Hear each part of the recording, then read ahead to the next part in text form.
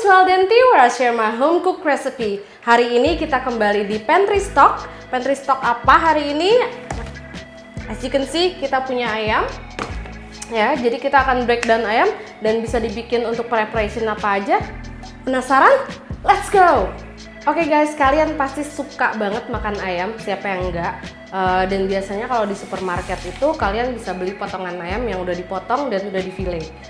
Emang agak lebih mahal, ya tapi lebih gampang ya, lebih convenient.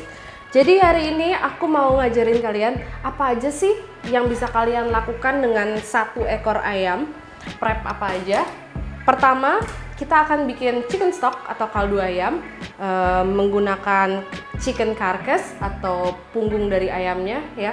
Karena di punggung itu kurang ada dagingnya, tapi tulang-tulangnya itu bisa untuk nambah rasa. So that's what we're going to use. Pertama, saat kita beli ayam, aku lebih suka beli ayam itu secara utuh ya. Dan kalian bisa lihat ini kulitnya agak pink ya, terus tidak terlalu berair, jadi itu kualitas ayamnya itu baik. Dan biasanya kalau kalian dapat itu, hal pertama yang harus kalian lakukan adalah kalau kalian mau thawing saat beli ayam yang frozen. Thawing itu adalah dimana kita menunggu untuk si dagingnya menjadi cair gitu ya, udah nggak es lagi. Yang penting itu adalah selalu ditaruh di kulkas. Jadi kalau kalian beli daging ayam mentah atau daging-daging mentah lainnya, itu pastiin ditaruh di kulkas. Terus kemudian sebelum kalian masak, pastikan daging ayamnya itu dalam keadaan kering. Daging ayam itu kalau tidak dimasak dengan baik, ada bakteri salmonella yang nantinya bisa membuat kalian sakit karena cross contamination ya. Cross contamination itu adalah kontaminasi silang di mana bakterinya itu ketransfer ke makanan yang kalian makan. Basically seperti itu. So di sini kita andukin dulu nih si ayamnya, terus kemudian siapin chopping board kalian seperti ini. Kita akan pisahin daging pahanya, kita akan fillet dadanya, terus kemudian kita akan simpen wingnya juga. Pertama kayak gini, kita tarik ke samping si kakinya ya, terus kita pisahin dulu. Kalian bisa pakai pisau dapur, yang penting tajam ya. Di sini aku ada chef knife, sama aku ada fillet knife juga. Nah di sini karena aku mau ambil tulang punggungnya itu untuk stok, jadi kita akan biarin utuh. Kita akan potong pahanya, this, ya. Cari. Nah kalau saat kita potong ayam, di sininya itu ada join-joinnya. Jadi sebenarnya nggak perlu susah-susah, tinggal ikutin joinnya aja. Oke. Bagian sini.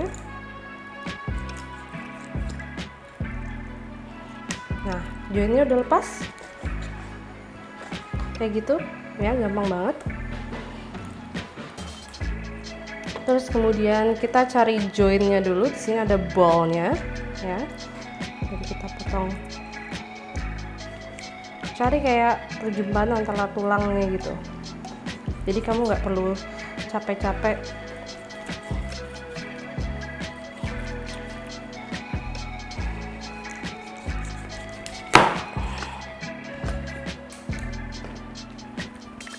Ini sekarang kita akan pisahin si dadanya ya. Aku akan pakai fillet knife.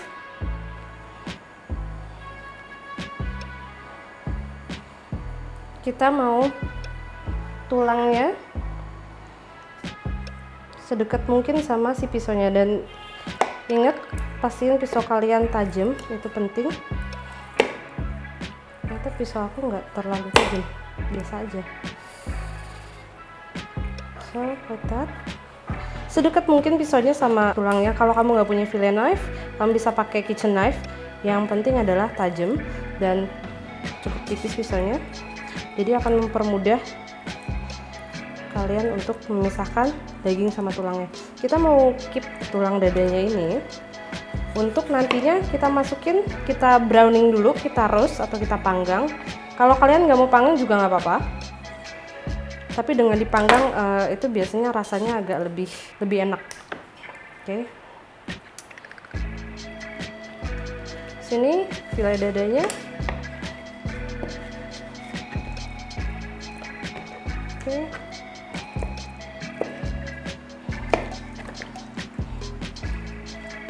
Ada sedikit dagingnya yang nempel-nempel, don't worry about it. Kalian bukan seorang butcher, dan if you are a butcher, please be nice to me.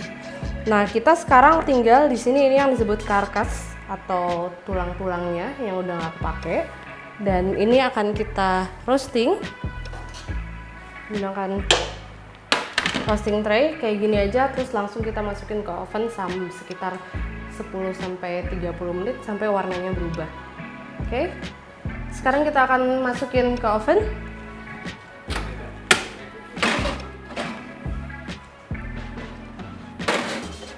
Sekitar 180 atau 200 derajat ya. Kita akan kita lihat lagi sekitar 30 menit ya. Oke, ayam kita udah browning. Sekarang kita akan nyiapin beberapa komponen untuk bikin chicken stocknya atau kaldu ayam. Di sini aku akan pakai 2 jenis ingredient atau bahan-bahan. Ada bahan-bahan untuk membuat mirepoix. Mirepoix itu adalah gabungan dari carrots, wortel, onion, sama celery. Ya. Kemudian selain mirepoix, di sini kita juga ada yang disebutnya bouquet garni. Bouquet itu sendiri kan biasanya kumpulan bunga ya.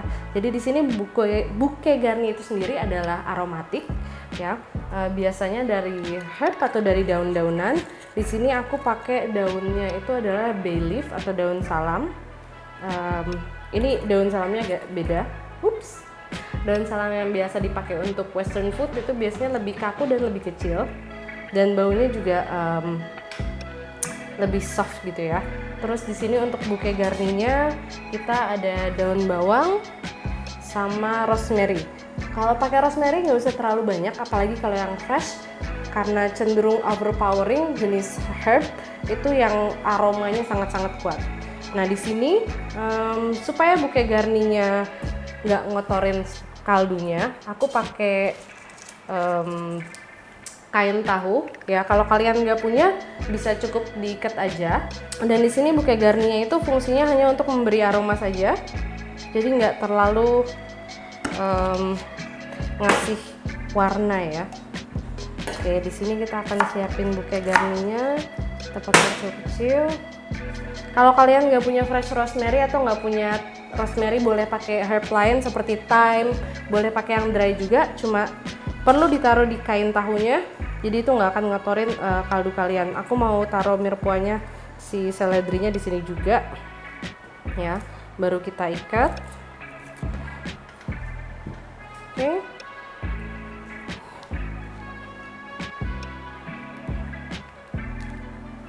Chicken stock ini bisa kalian pakai saat kalian bikin curry atau bikin soto, atau bahkan aku suka pakai untuk bikin mie instan supaya ngasih rasa yang lebih enak aja.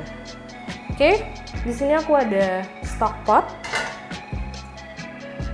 Stock pot itu biasanya panci yang cukup tinggi ya. Ini fungsinya seperti ini supaya nanti apa yang kita masak di dalamnya bisa reduce, dan kita bisa banyak masukin bahan-bahan. Oke, in you go. Aku tipe orang biasanya yang suka nyimpan potongan-potongan sayuran, sampah sayuran yang cukup bersih, itu bisa kamu masukin ke stock pot kalian. Ya, jadi itu adalah cara supaya nggak terlalu banyak sampah. Di sini aku ada wortel yang udah dipakai untuk salad, baru dipakai sedikit aja. Kita akan pakai itu. Di sini potong random aja. Enggak.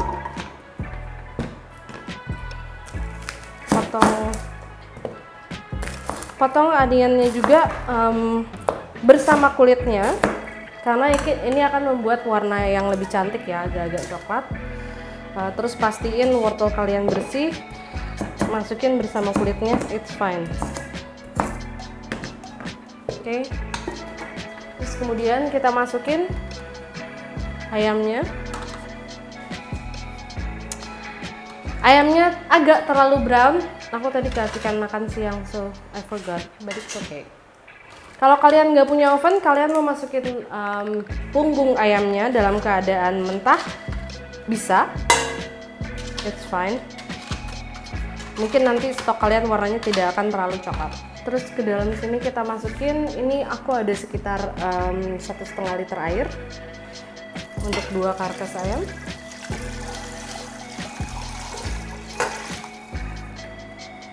Pastikan air yang kalian masukkan itu menutup bahan-bahan yang akan kalian bikin sebagai kaldu. Jadi kita akan biarin kaldunya bubbling sampai warnanya berubah, mungkin sekitar 1-2 jam lebih juga boleh. Pastikan api kalian itu ada di medium heat atau besarnya sedang, karena itu mempengaruhi warna dan hasil akhir dari kaldu kalian. Jadi kalau airnya terlalu boiling dan apinya terlalu besar, itu nanti kaldunya akan jadi keruh. Dan kita mau kaldu yang bening terus bersih, jadi masaknya harus slow cook. So kita biarin reduce, nanti kita akan balik lagi 1-2 jam. 2 hours later. Kembali lagi, sekarang kaldunya udah boiling dan udah reduce, terus udah dingin juga ya. Jadi kalian bisa lihat di sini kaldunya cukup coklat tapi nggak terlalu keruh. So that's what we want, karena kita coba masak ini di low heat, jadi kayak sari-sari dari tulangnya itu nggak terlalu keluar semuanya, cuma sekedar infusing ke kaldu yang kita bikin. Akhirnya kita punya kaldu atau konsome di sini yang cukup bening. Nah, aku ada botol di sini. Biasanya aku taruh kaldunya di botol, terus kemudian aku akan taruh di kulkas. Akan lebih bagus lagi kalau kita label. Jadi bisa tahu kita bikinnya kapan, tanggal berapa. Jadi bisa ngukur kalau kaldunya masih dalam keadaan bagus atau udah spoil atau udah basi. Kaldunya bisa kalian store di chiller untuk sekitar 1 minggu. Lebih dari itu akan lebih bagus lagi kalau kalian taruh freezer, itu lebih lama. Satu hal penting yang aku lupa kasih tahu, saat kalian bikin kaldu atau bikin stok, pastikan stok kalian itu tanpa garam. Ya, tanpa garam, karena nanti stok ini kan akan dipakai untuk masakan-masakan, baru di seasoning saat kalian membuat masakan tersebut. Kalau kalian masukin garam di stok kalian, apa yang terjadi, stoknya itu akan lebih cepat spoil atau lebih cepat basi ya. Nah, jadi di sini kita menggunakan karkas ayam atau punggung-punggung ayam atau potongan-potongan ayam yang biasanya terbuang ya, nggak dipakai. Biasanya ini trik-trik di kitchen supaya makanannya lebih enak dan mengurangi waste-nya sendiri. Kalau kalian mau saring biar stoknya bersih bisa banget, but I don't. Oke guys, itu dia cara bikin kaldu atau chicken stock dari 2 karkas ayam atau dari potongan-potongan sayuran yang udah nggak dipakai lagi. Pastiin karkas sama potongan sayurannya itu bersih, jadi bisa jadi stok yang bisa kalian gunakan di masakan yang lain. Kita ketemu lagi di resep pantry stock dan resep-resep yang lainnya. I will see you later. Bye!